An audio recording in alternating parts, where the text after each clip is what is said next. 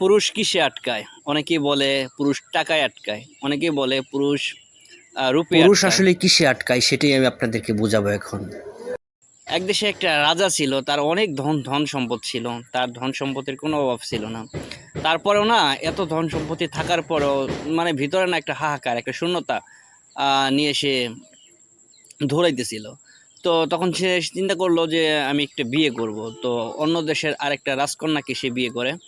বিয়ে করার পর তার সাথে কিছুদিন সংসার করার পর বুঝতে পারে যে না, তার ভিতরে একটা শূন্যতা, একটা হাহাকার, সে আগের মতোই, মানে ওইটা আর পূর্ণ করতে পারে নাই ওই মেয়েটা, বা পূর্ণ হয় নাই। তো সে চিন্তা ভাবনা করে যে আমি আরেকটা বিয়ে করব। যেহেতু তার অনেক ধন সম্পদ, অনেক টাকা পয়সা, তখন সে আরেকটা বিয়ে করে। তো ওই বিয়েটা করার পরেও সে, আমার ভিতরে একটা শূন্যতা রয়ে গেছে, আমি সম্পূর্ণ না।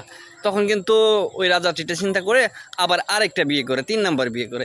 3 নাম্বার বিয়ে করার পর না, সেম একই অবস্থা, এরকম একটা না, দুইটা না, 5টা না, সে 9টা বিয়ে করে। 9টা বিয়ে করার পর লাস্টে কি করে, সে প্রেমে পড়ার পর তার যে 9টা বউ ছিল, তারা এটা কোনোভাবেই মানতে পারে না বা মেনে নেয় না যে আপনি দাসীর প্রেমে কেন পড়ছেন, আপনি দাসীকে কেন বিয়ে করতে চান। তো এটা সমাজ মেনে নেয় না, তার যে 9টা বউ আছে তারা কেউ মেনে নেয় না। তাদের কথা হলো, আপনি যখন বিয়ে করবেন তাহলে একটা রাজকন্যাকে বিয়ে করেন। তাদের ওয়াইফের বা তাদের বউয়ের কথা হচ্ছে এইটা। তো উনি বলতেছে যে না, আমি ওনাকে বিয়ে করবো। এক পর্যায়ে তাকে বিয়ে করেই ফেলে রাজা, ওই দাসীকে বিয়ে করেই ফেলে।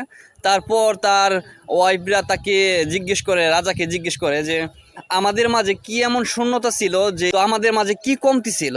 তখন ওই রাজা তাদেরকে বলে যে আচ্ছা ঠিক আছে, তোমাদের মাঝে কি কমতি ছিল আমি এটা শুধু তোমাদেরকে না, আমি সারা বিশ্বকে জানাতে চাই, আমি দেখাতে চাই।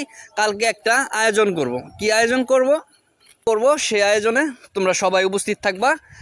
আর সেখানে যে ঘটনাটা ঘটায় রাজায়, ওনার যে 10টা বউ, উনি 10টা প্লেট যোগ করে, 10টা প্লেটের মধ্যে তার যে স্বর্ণ অলংকার আছে বা দামি দামি গহনা আছে, সেগুলা 10টা পাত্রের মধ্যে রাখার পর সে রাজা বলে যে আচ্ছা ঠিক আছে, এখানে 10টা প্লেট রাখলাম, তোমরা দৌড়ে গিয়ে যে যেটা নিতে পারো সেই সম্পদ বা স্বর্ণ অলংকার তোমাদের।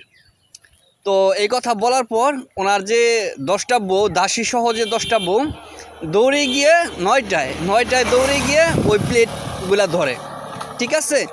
আর ওই যে আপনার হচ্ছে দাসীটা, উনি রাজার কাছেই থাকে, উনি আর ওইটা দৌড়িয়ে ধরতে যায় না। 10টার মধ্যে একটা খালি পড়ে আছে। তখন ওই রাজা তাকে জিজ্ঞেস করে, সবাই ওইগুলা ধরতে গেল বা নিতে গেল, তুমি কেন গেলে না? তখন ওই দাসী বলে যে আমি তো আপনাকে ধরেই আছি, দেখেন আমি আপনার জামাটা ধরে আছি, আমার ওইগুলা চাই না। আপনি আমার থাকলেই ওগুলা অনেক হবে আমার, আমি ওইগুলা চাই না, আপনি থাকলেই হবে। তখন ওই দাসীরা বুঝতে পারে যে আসলে উনি কোথায় আটকাইছে। তো এই হচ্ছে বিষয়। পুরুষ টাকা পয়সা, সৌন্দর্য, এগুলার প্রতি আকৃষ্ট না। পুরুষ হচ্ছে ভালোবাসার প্রতি একটু আকৃষ্ট, তাকে কেয়ার করবে, তাকে একটু যত্ন করবে, সব কিছু না একদিকে থাকবে। আর ওই পুরুষটা যার কাছে স্পেশাল থাকবে, ওই পুরুষটা না ওই মেয়ের বা ওইটার মায়ে আটকায়। এ হচ্ছে ব্যাপার, পুরুষ এই দিকে আটকায়, অন্য কোনো দিকে আটকায়।